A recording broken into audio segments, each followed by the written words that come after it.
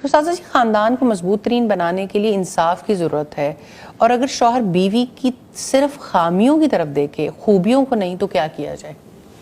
بہت ساری بیویوں کا سوال. بہت ہی گہرا سوال ہے، اور میں سمجھتی ہوں کہ حل پہلے دے دیا. جی. عدل. اللہ سبحانہ تعالیٰ کی طرف سے بھی یہی ہے کہ اگر کہ ایک شوہر کی ایک سے زائد بیویاں ہوں تب بھی عدل کی بنیاد پر ہی رشتے چلتے ہیں، اور عدل سے آگے بڑھ کے احسان کا معاملہ آتا ہے. یہ جو رشتہ داروں کے درمیان حسن سلوک ہے، یہ احسان کا معاملہ ہے، حسن سے ہی احسان ہے. اور آپ یہ دیکھیں کہ مجھے یوں لگتا ہے کہ جیسے شوہروں کو میں یہ کہہ سکتی ہوں کہ اس وقت پہ یہ مزاج ہے انسانوں کا بھی، اور مزاج ہے اس کائنات کی بہت ساری مخلوقات کا بھی. اب دیکھیں، شہد کی مکھی شہد بناتی ہے، اور جو دوسری مکھی ہے وہ ہمیشہ گندگی پہ بیٹھتی ہے. درست. تو گندگی پر بیٹھنے کا ایک مزاج ہے. کبھی ہم یہ جو عام مکھی ہے جو گندگی پر بیٹھتی، اس کا مزاج بدل سکتے ہیں؟ مزاج نہیں بدلا جا سکتا. اس سے آپ کبھی شہد حاصل نہیں کر سکتے. اس نے بیماری پھیلانی ہے، اس کا کام ہی یہی ہے. لیکن یہ اس کی فطرت ہے، جبکہ اللہ سبحانہ تعالیٰ نے انسان کو اپنی فطرت پر پیدا کیا ہے، اور اس کی نیکی اور بدی اسے الہام کر دی ہے. اکثر لوگوں کے ذہن میں یہ آتا ہے کہ انسان کے اندر جو برائیاں یعنی جڑ پکڑ جاتی ہیں پھر وہ بدلتی نہیں. اور وہ جیسے ہمارے یہاں ایک بڑا مشہور وہ ہے کسی کا قول کہ پہیاں آتاں چھوڑ جان تے بلا جھوٹا ہو جائے.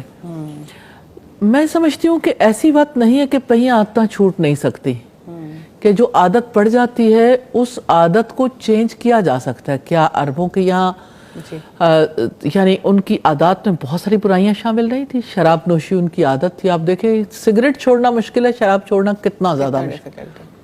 لیکن کیا شراب نہیں چھوٹی؟ مدینے میں شراب جو ہے وہ یوں بہہ رہی تھی جب شراب کا اس کا حرام ہونے کا حکم آیا، جیسے یعنی سیلاب ہوتا ہے، سیلاب کی طرح شراب بہا دی گئی تھی.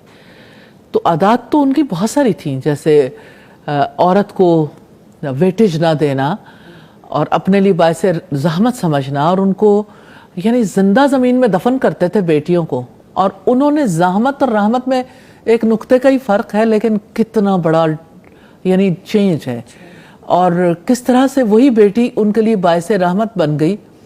اگر کسی کی ایک بیٹی ہو، اگر کسی کی 3 بیٹیاں ہوں، اور وہ ان کی اچھی پرورش کرے، ان کی اچھی تعلیم و تربیت دے، تو وہ بیٹیاں اس کے لیے دوزخ سے آڑ بن جائیں گی. تو کسی نے پوچھا 2 ہوں 1 ہو، یعنی ہر کسی کو یہ تھا کہ اچھا میری بیٹی میرے لیے دوزخ سے آڑ بنے گی. یہ ایک مائنڈ سیٹ ہے.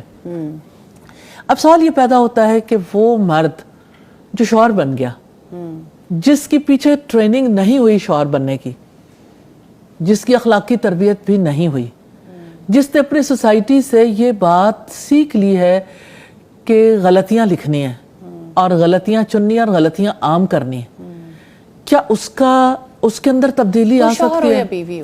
وہ شوہر ہو یا بیوی ہو یا کوئی اور رشتہ، کوئی بھی ہو، کیا چینج آ سکتی ہے؟ آ سکتی ہے، لیکن مشکل پروسیس ہے. سب سے پہلی بات تو یہ کہ کوئی ایکسیپٹ کرے کہ میں یہ برا کام کر رہا ہوں، اور پھر یہ کہ کوئی بدلنا چاہے. مائنڈ سیٹ بدل سکتا ہے، تبدیلی آ سکتی ہے، ورنہ تو تبدیلی کا مطالبہ ہی نہ کیا جائے. تو انسان جو ہے وہ بدل سکتا ہے، لیکن یہ پہلے مائنڈ سیٹ چینج ہوگا. مائنڈ سیٹ چینج نہیں ہوتا تو تبدیلی نہیں آتی. اب یہی کہ شوہروں کے اندر اگر آپ یہ محسوس کرتی ہیں کہ کوئی ایسی بات ہے، بیویوں کے اندر ہے، یا ساس کے اندر ہے، بہو کے اندر ہے، یا کسی کے اندر بھی ہے، تبدیلی کیسے آئے گی؟ امام مالک کی بات پھر دہرانا چاہتی ہوں.